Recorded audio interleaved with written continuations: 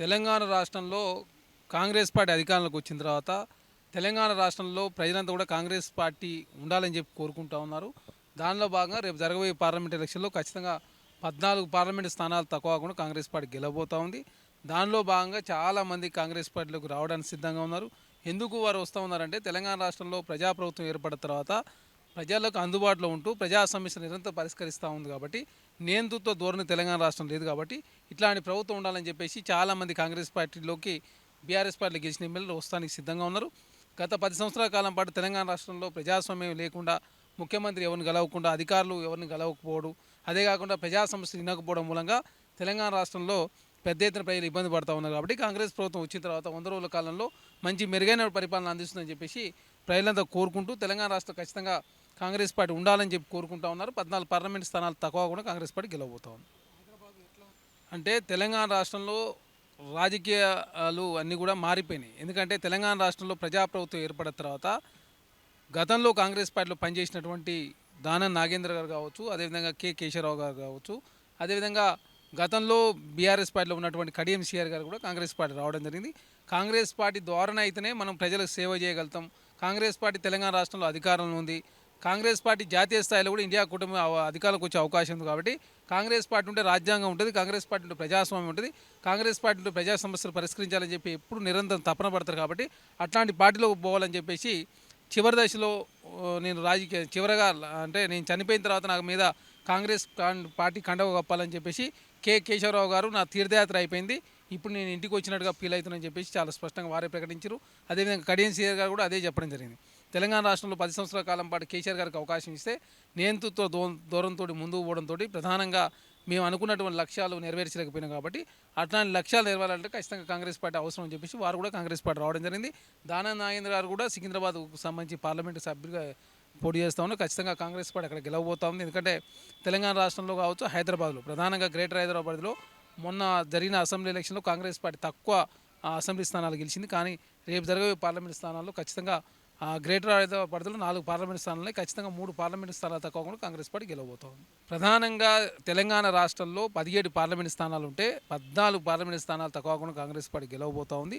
మిగతా స్థానాల్లో కొంత పోటీ ఉన్నప్పటికీ కూడా ఇంకా టైం ఉంది కాబట్టి ఖచ్చితంగా కాంగ్రెస్ పార్టీ మెజార్టీ స్థానాలు ఖచ్చితంగా గెలిచే అవకాశం ఉంది.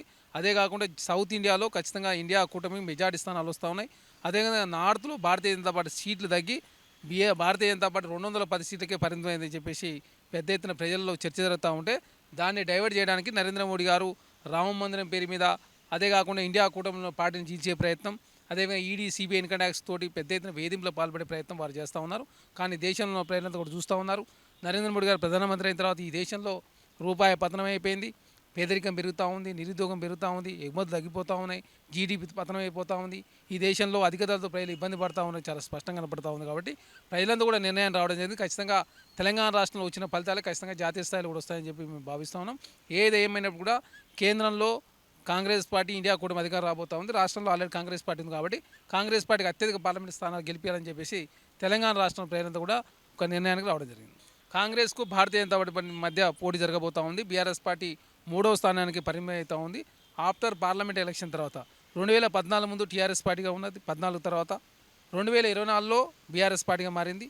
2024 తర్వాత టీఆర్ఎస్ పార్టీ బీఆర్ఎస్ నుంచి బీఆర్ఎస్ తీసుకునే పరిస్థితి చాలా దగ్గరలో ఉంది. కాబట్టి తెలంగాణ రాష్ట్రంలో రేపు జరగబోయే పార్లమెంట్ ఎలక్షన్లో బీఆర్ఎస్ పార్టీ ఒక్క పార్లమెంట్ స్థానం కూడా గెలిచే అవకాశం చాలా స్పష్టంగా లేదనేది చాలా స్పష్టంగా కనపడతా ఉంది.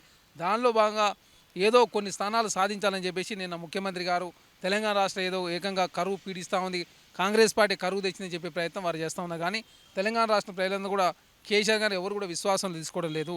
ఎందుకంటే వర్షాభావం మూలంగా ప్రధానంగా తెలంగాణ రాష్ట్రంలో కరువు వచ్చిన మాట వాస్తవం, గతంలోకి ఇప్పటికి భిన్నంగా వాటర్ తగ్గుతున్న మాట వాస్తవం, గతంలోకి ఇప్పటికి భిన్నంగా కరెంటు యూసేజ్ పెరుగుతున్న మాట వాస్తవం. కాబట్టి ప్రజలంతా కూడా గమనిస్తూ ఉన్నారు. గతంలో కేసీఆర్ గారు 10 సంవత్సరాల కాలం పాటు అధికారం నుండి ఫసల్ రైతులకు సంబంధించిన బీమా ఇన్సూరెన్స్ లేకపోవడం మూలంగా, అదేవిధంగా వడగళ్ళ వాన పడ్డప్పుడు కావచ్చు, ప్రకృతి వైపరీత్యాలు వచ్చినప్పుడు ఏనాడు కూడా కేసీఆర్ గారు సాయం చేసిన సందర్భం మనం చూడలేదు. గతంలో కూడా వారు చాలా స్పష్టంగా చెప్పారు, కరువు వచ్చిందని చెప్పేసి ఎకరాకు 10,000 రూపాయలు ఇస్తానని చెప్పి మాట ఇచ్చి మాట తప్పిన వ్యక్తి కేసీఆర్ గారు. కాబట్టి గతంలోనే కరువు ఉన్నది, ఆ కరువు కొంత ఈ మధ్యకాలంలో కొంత తీవ్రమైన మాట వాస్తవం. ఎందుకంటే ఈ సీజన్లో 30 డిగ్రీలు ఉండాల్సిన ఎండ ఆల్రెడీ 40 డిగ్రీలో పోయిందంటే ప్రధానంగా కరువు వేధిస్తుంది. కాబట్టి గ్రౌండ్ వాటర్ తగ్గుతూ ఉంది కాబట్టి కృష్ణా గోదావరి వాటర్ తగ్గడంతో ప్రధానంగా రైతాంగం కొంత ఇబ్బంది పడుతున్నమాట వాస్తవం. కాకపోతే భవిష్యత్తులో ఏ విధంగా వర్షాలు పడడానికి మనం ఇంకే ఆల్టర్నేటివ్ ఏమైనా చేయగలుగుతామా, అండర్గ్రౌండ్ వాటర్ పెంచుకోవడానికి ఇంకేమైనా చేయగలుగుతామా, లేదు వాటర్ సంబంధించి గ్రామాల్లో తాగునీటి సమస్య రాకుండా ప్రభుత్వం ఆల్రెడీ రివ్యూ నిర్వహించినది. ప్రతి నియోజకవర్గానికి ₹1 కూడా శాంక్షన్ చేసిందంటే తెలంగాణ రాష్ట్రంలో రేవంత్ రెడ్డి గారి ప్రభుత్వం చాలా చిత్తశుద్ధితోటి ముందుకు పోతా ఉంది. ఎప్పటికప్పుడు రాష్ట్రంలో జరుగుతున్నటువంటి ప్రతి విషయం మీద రివ్యూ చేసే ప్రయత్నం కావచ్చు, పరిష్కరించే ప్రయత్నంలో కాంగ్రెస్ ప్రభుత్వం ముందుకు పోతుంది. కాబట్టి ఖచ్చితంగా రేపు జరగబోయే పార్లమెంట్ ఎలక్షన్లో బీఆర్ఎస్ పార్టీ సింగిల్ డిజిట్ కూడా వచ్చే పరిస్థితి లేదు. తెలంగాణ రాష్ట్రంలో 2014 ముందు వేరు. ఆనాడు కాంగ్రెస్ ప్రభుత్వం అనుకున్న మాట వాస్తవం, కేసీఆర్ గారు మాట ఇచ్చిన మాట వాస్తవం. తెలంగాణ కేసీఆర్ గారు మాట ఇచ్చినా ఇవ్వకున్నా కూడా కాంగ్రెస్ పార్టీ తెలంగాణ రాష్ట్రం ఇస్తానికి సిద్ధమైంది. ఎందుకంటే 2004 మేనిఫెస్టోలో కాంగ్రెస్ పార్టీ పెట్టి 2004 కాంగ్రెస్ పార్టీ అధికారంలోకి వచ్చిన తర్వాత చేసే ప్రయత్నం చేస్తే ఆనాడు కొంత ఇబ్బందుల మూలంగా కాంగ్రెస్ పార్టీ చేయలేదు.